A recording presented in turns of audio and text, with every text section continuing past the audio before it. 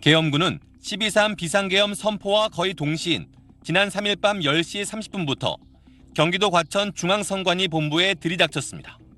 일부는 야간 당직자들의 휴대전화를 압수했고 몇 명은 선관위 전산실로 들어갔습니다. 사전투표 명부를 관리하는 통합명부 시스템 서버 등을 노린 겁니다. 그런데 서버를 촬영하는 군인의 모자에 무궁화계급장 3개가 선명하게 보입니다. 방첩사령부 대령으로 추정되는 인물입니다.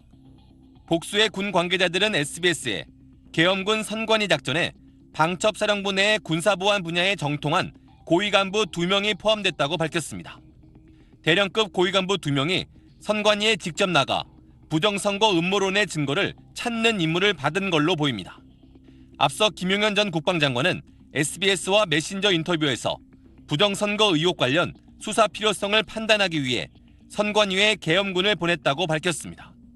여인영 전 방첩사령관은 선관위에 투입된 방첩사 요원을 묻는 질문에 답하지 않았습니다. 방첩사 대원분들은 어떤 요인이었어요? 포렌식하는 인원들도 뭐 선관위에 가시고 했나요? 그런 이제 구체적인 거는 제가 아직 지금 말씀을 좀 못 드리고요. 방첩사는 국회엔 소령급 이하만 보낸 것으로 알려졌습니다. 12.3 비상계엄 당시 계엄 해제 의결을 막는 것 못지않게 부정선거 음모론의 증거를 찾는 게 그만큼 중요한 목표였다는 방증인 셈입니다. SBS 김수영입니다.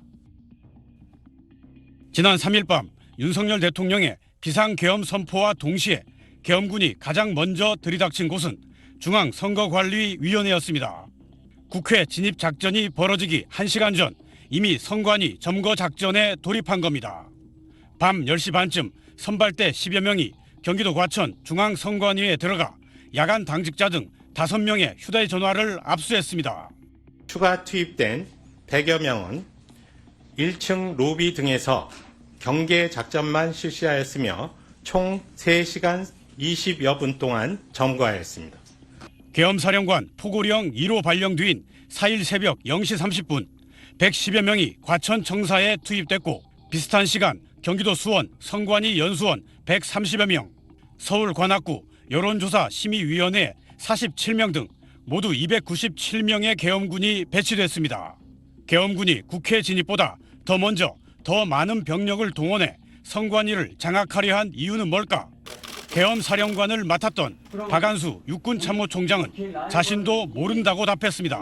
선관위를 꼭 집어서 특별한 조치를 한 이유는 뭡니까? 그것은 제가 모르는 사실입니다. 비상계엄을 윤석열 대통령에게 건의한 김용현 전 국방장관이 SBS와 메신저 인터뷰를 통해 답을 내놨습니다. 선관위에 계엄군을 보낸 이유를 묻자 김 전 장관은 선관위 부정선거 의혹 관련 수사의 필요성을 판단하기 위해라고 밝혔습니다. 수사기관이 아닌 계엄군을 통해 부정선거 의혹을 강제 수사하려는 의도였다는 겁니다. 일부 보수 유튜버 등은 민주당의 압승으로 끝난 지난 4월 10일 총선 등에 대해 부정선거 의혹을 제기한 바 있습니다.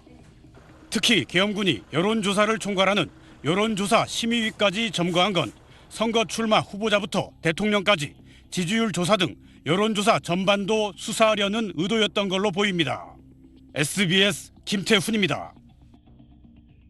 부정선거 관련 관리대책이란 제목과 2021년 12월 29일이란 날짜가 적혀있는 문건입니다. 지난 대선 당시 윤석열 캠프의 정책총괄지원실장을 맡았던 신용한 전 서원대 석좌 교수가 캠프 내부 자료라며 공개한 겁니다. 제가 이걸 다운받은 시간은 12월 30일 07시 29분입니다. 그리고 그날 08시에 전략조정회의가 있습니다. 문건에는 2020년 4.15 총선에 부정선거 의혹이 제기됐지만 검증되지 않았고 대선에서도 비슷한 문제가 발생하거나 자유민주주의가 붕괴될 수 있다는 우려가 있다고 적혀 있습니다. 전산 조작, 컴퓨터 알고리즘 해킹을 통한 선거 결과 조작 가능성도 제기하며 선관위 서버 확보와 내부 감시 강화를 요구하는 내용도 담겼습니다. 문건에는 또 총선 부정선거의 배후로 양정철 당시 민주연구원장과 중국 공산당의 유착설이 적혀 있습니다. 양 전 원장은 이번 비상계엄 사태에서 체포 대상 정치인 명단에 포함된 것으로 알려졌습니다. 신 전 원장은 이 문건의 작성 주체는 정확히 기억하지 못하지만 이번 비상계엄 사태 당시 계엄군이 선관위에 들이닥친 이유를 문건으로 유추해 볼 수 있다고 말했습니다. 전산 조작을 통해서 결과를 조작했다. 군대가 난입해서 아마 그 부분을 체크를 하려고 했겠죠. 신정 교수는 대선 캠프 내에서 부정선거 방지를 위한 논의가 여러 차례 진행됐고 실제 후보직 속 공명선거 안심투표위원회 등 관련 조직이 설립됐다고 주장했습니다. 앞서 윤 대통령은 지난 2021년 9월 국민의힘 대선 경선 후보 1차 토론회에서도 부정선거에 대해 의문을 가졌다고 답한 적이 있습니다. 총장 시절에 그 4.15 총선을 그 결과를 지켜보고 통계적으로 볼 때도 좀 의문은 가졌습니다.